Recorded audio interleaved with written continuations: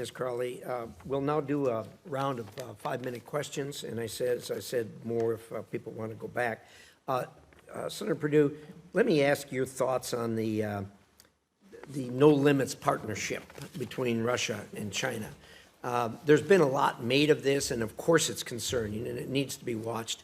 I've kind of thought of this when I watched them make that announcement. It kind of falls under the adage the old adage of there's no honor among thieves. You know, these two are not natural allies by any stretch of the imagination. And what we know about both of them is they'll throw anybody under the bus for their own good.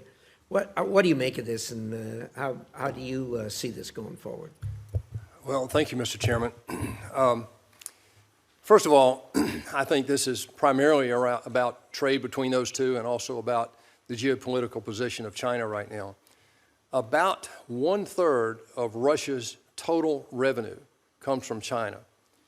China imports 73% of its oil. Iran, you haven't mentioned Iran, but I'll throw this in the mix too because it's a similar conversation.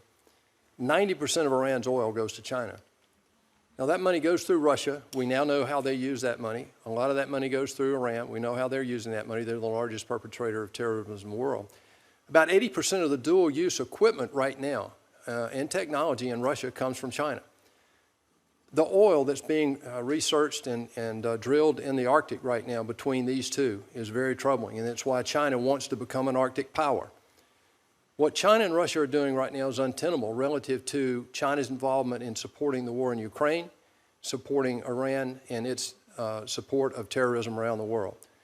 As ambassador, if I'm confirmed, my role over there will be to execute U.S. policy in order to make sure the Chinese understand what our commitments are and what we are going to stand for. Well, I appreciate that. Certainly a challenge. There's no question about Yes, sir. that. I want to ask you about a specific item that's maybe drilling a little deeper than what we usually do here, and that is during the last administration, U.S. officials participated in events organized by the United Front Work Department. That, of course, is the Chinese Communist Party's key coordinating body, and they carry out influence operations around inside and outside of China.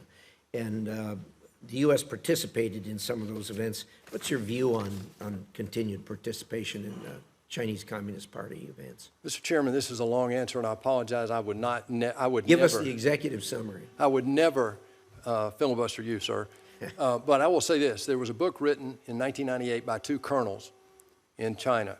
They studied the war in Iraq in '91, and they came up with a strategy that basically today is being executed by President Xi Jinping. If you look at that strategy, one of the things that is a major tenet in their strategy is to communicate their propaganda through all the barriers into countries they want to influence. They're being successful with that today. To the ranking member's point earlier, this is something that I believe that President Trump realizes. One of the things I'm going to do, if confirmed as ambassador, will be to stand up and try to inform people in the United States about the danger of this. Very subliminal, Mr. Chairman, and they are masters at it. They do not attack you frontally. This goes back to Sun Tzu and Confucius. Their strategy they will never tell you what they're going to do unless they've decided that you don't have the wherewithal and the will to resist them.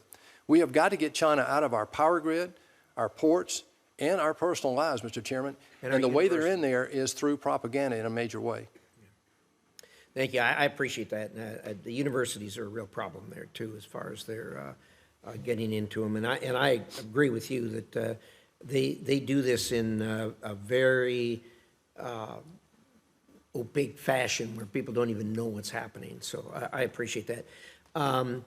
Ms. Crowley, the job you have is an important job. Obviously, by the very fact that you take that job with the rank of ambassador. We all know that you don't see much of the protocol people unless something goes upside down, and then it's a problem.